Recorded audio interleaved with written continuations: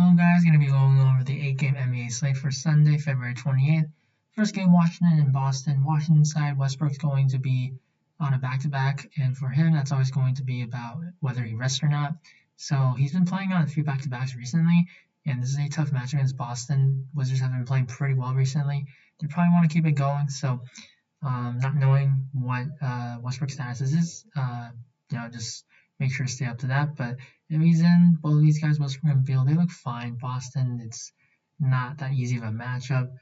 Raul Neto, he's at 5K though, and he's been playing pretty well. So if Westbrook does rest, Neto himself though, he got hurt, so they're also down with Ish Smith. We're gonna have to watch what the Wizards do if Westbrook does sit out. Now for the Boston side, Jaylen Brown is out, questionable right now with knee soreness. So if he's going to be out, this is a fantastic matchup. So Tatum, Kemba Walker, as is right now, they're still, all three of these guys, if they all play, they look excellent already. If Brown is out, then Tatum and Kemba, they're going to be close to locks. I don't want to say locks, but close to just, core plays. And then everyone else on this team, like the prices, they don't really stand out. Robert Williams, this is a matchup where he does fit against Mo Wagner, but nothing too crazy. Bertans, he has been injured. He's been coming back from injury, so he was having minutes limited. So maybe back to back he sits out or something. Now Chicago, Toronto, Siakam still going to be out, and for Toronto, for whatever reason, Toronto, the players don't get ownership other than Boucher. VanVleet and Lowry, at these prices, they're still very much in play. This is another fantastic matchup for the Raptors against the Bulls. When there's no Siakam, the usage just goes through VanVleet, Lowry, and then Powell. So 8,500, 8,100, I like them both. I think you can't go wrong with either one. Probably because of the pricing or something that people aren't really interested in these guys. But you look at this game. If Toronto's going to win, which I don't think. That's really a question. You're not thinking about that they're going to get blown out or anything. So if they're going to be in this game, which they should be, where it's going to be coming from. And then with Boucher, 6,400, yeah, he looks excellent. The Bulls, against big men, really at any position, but particularly against centers, they've been really bad. And Boucher had really a poor game for his standards because we know he shot blocks, he will rebound, obviously, he'll make threes. He just shot the ball poorly. He lost a little bit of time also due to foul trouble. So he's got a monster ceiling right now, even though his price went up $800. So I still think he looks great. Wendell Carter, 1,500. Boucher, he's a good rebounder and shot blocker, but he's not really big. So this is a matchup where you can definitely get Wendell, who's cheaper, lower owned, and just be different for tournaments. So I think Carter's interesting. OG, he was in foul trouble. Lowry was in foul trouble. There's a lot of fouls in that last Raptors game. So a lot of these guys are very appealing. OG 1,500 without Siakam. He basically slides to the floor. So there's going to be more rebounding opportunities. Bulls, they do play pretty fast, poor defensively. So I like OG's upside here. On to New York and Detroit. So for this game, the Knicks, Derrick Rose is going to be on a back-to-back. So he might rest this one. And Alfred Payne, if he can't make it back, then we probably will see Emmanuel quickly become the starting point guard. And he's going to look pretty good at 5,100. And then Taj Gibson, he left this game. He didn't return. So Nerlens Noel ended up playing 41 minutes. Only center eligible, though. But this is a very good match against Detroit. So he definitely would look a lot better. And then everyone else, for Detroit's side, this is tough because New York, defensively, they've been pretty solid. They also played really slow, so no one's going to look that great right now. Grant, Plumlee, they're the main guys, but Grant's been a little bit more scoring dependent. Plumlee, very foul prone, but it's a good matchup for him. I don't want to play Josh Jackson, 6,200. I know he's been doing great recently, but this guy has a really low floor. This isn't really a matchup I want to target. And then for the Knicks side, other guys that I haven't mentioned, RJ Barrett, 1,500. If Rose is out, he's going to pick up a lot of usage. Randall, 9,500. He's the number one option, but at 9,500, it's very tough to pay that price. And then Burks, he could get more minutes off the bench. But yeah, it's just this is isn't really that appealing of a game.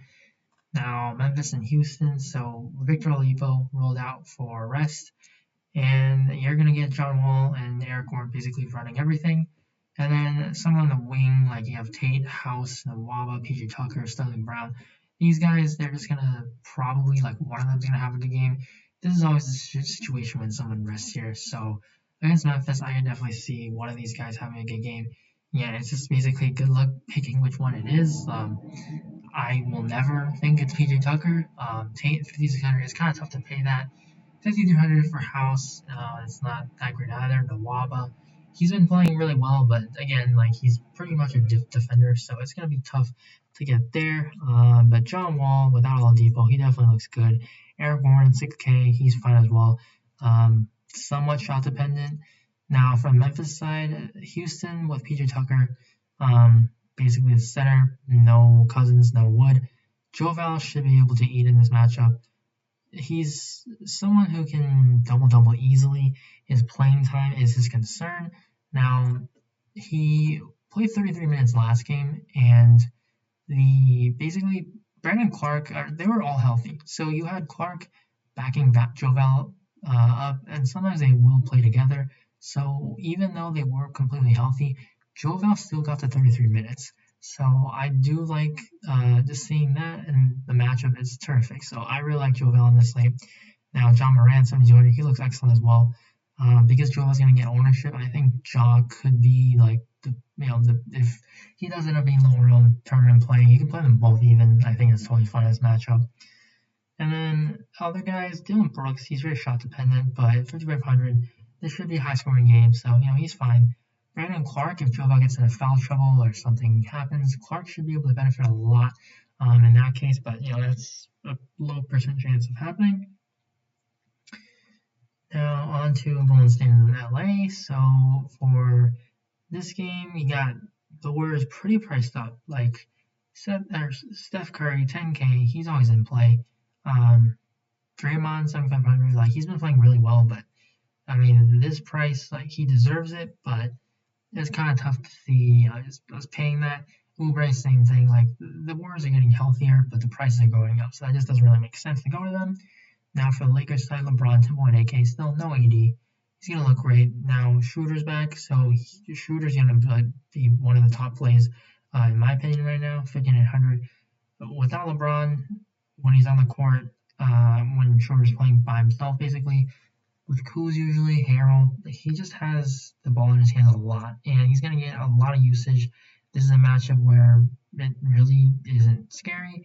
His minutes seem perfectly fine, so I think it's too cheap right now, 5,800. Now, Kuzma's been coming on the bench, so I don't really want to pay 6K for him. Harold, 6K, that's totally fine as well. But yeah, it's basically LeBron and Schroeder for me this game. Now, Atlanta, Miami, so Trae Young, questionable. We're going to have to monitor that. Tyler Hero as well. If Trae is out, then we're going to look at Rajon Rondo as a definite value play. 3,500, tough matchup, but he's just a really productive guy, so he's going to basically be the lot value play. And then if Trae is out, then more usage for Herder. He's going to pick up a lot more actually ball handling responsibilities as well. John Collins, Capella, more usage for them. Prefer Collins over Capella. He's a price difference and easier matchup for him against Olynyk and Bam. Now for Miami, so Goran Dragic is back. He benefited from foul trouble, so we probably won't see 32.5 minutes, 33 minutes again. But it's a very good matchup, so you definitely get there. But that's just gonna hurt Kendrick Nunn, Butler, Bam, all these guys. Very good matchup. Hopefully Trae plays because that just makes this game should be able to keep it closer. And then on to Phoenix and Minnesota. Minnesota on a back-to-back. They're still without Malik Beasley, suspended. So Towns, more usage for him. Edwards, obviously, and Ricky Rubio. At some point during this stretch of Beasley being out, Rubio's going to have a good game. Now, this isn't really a matchup I want to target him in because of the Suns, Chris Paul defense. Suns, they play slow, good overall defensive team. But Rubio, just keep an eye on him. I think he's going to have one of those 40-point games. He definitely has the upside. But for Phoenix side, this is a good matchup for them. DeAndre Ayton, 7K. He should be needed out there as long as he's had a foul trouble matchup with Towns. Booker, Chris Paul, they're fine. Wouldn't be surprised if one of them were to make it in the optimal, but their prices, yeah, it's not like anything that stands out. And then for value, gotta mention about Minnesota because they started Okogie, and he's 3,600 today. This is it's not a great matchup again, but he definitely can play a lot of minutes. He played 28. Basically, Jalen Noel, he was kind of chalky and he played off the bench. He just played really well. So he ended up closing. He was subbing in for Edwards and then he closed for Vanderbilt. So that's something that it's not locked in. So whoever's playing the best, they're probably going to go hot hand situation. So it's going to be tough. Make sure you don't play them in the same lineup. Now, last game, this Charlotte Sacramento game looks really good. Now, Lamella at 800, it's kind of tough to pay for him. I think I prefer Fox because of how tight the rotation is for the Kings. Now, the Hornets are kind of tight as well because they don't have Graham. But the Kings, they don't have Halliburton, and obviously they're trying to win games right now. Luke Walton seems to be on the hot seat. So this game it has a lot of appealing pieces. Like besides the guards, Holmes at 6,500, he has upside. Charlotte, they probably won't have Zeller here again, and that's gonna mean more PJ Washington at the 5 small ball Biyombo, but Biyombo's not that big either. So I like Holmes. Harrison Barnes, 6,500. Yeah, that's if he's gonna be chalky, I don't want him. Like last game, I know he did well, but he's never been a big peripherals guy. Buddy Hield, 6,100. This is someone I probably am the most interested in this range because he's going to play big minutes. He just hasn't shot well. Like, you look at his numbers, this is not going to continue. And Charlotte, it's definitely a matchup we can see him finally get hot. His peripherals have been a lot better compared to, like, where he's been in his career. So I like Buddy. And for the Charlotte side, PJ Washington looks a lot better when he's playing this 5. And the Kings, again, I know I talked about Holmes, but same thing for the Hornets here. Kings have been really bad against centers. PJ Washington is so much more productive when he's playing backup 5, and he's basically starting at the 5 too. Not sure if they're going to do that again here, but he's going to play center minutes, so I like Washington a lot of 1,500. This is just underpriced. He's just so much more productive. Yeah, that's going to be it for Charlotte. If Biyombo starts, then sure, but I mean, he's definitely his minutes are going to be safe. So for the core plays, I'm going to start right here in Charlotte. I think PJ Washington looks really great, and then you're going to put in Vanderbilt.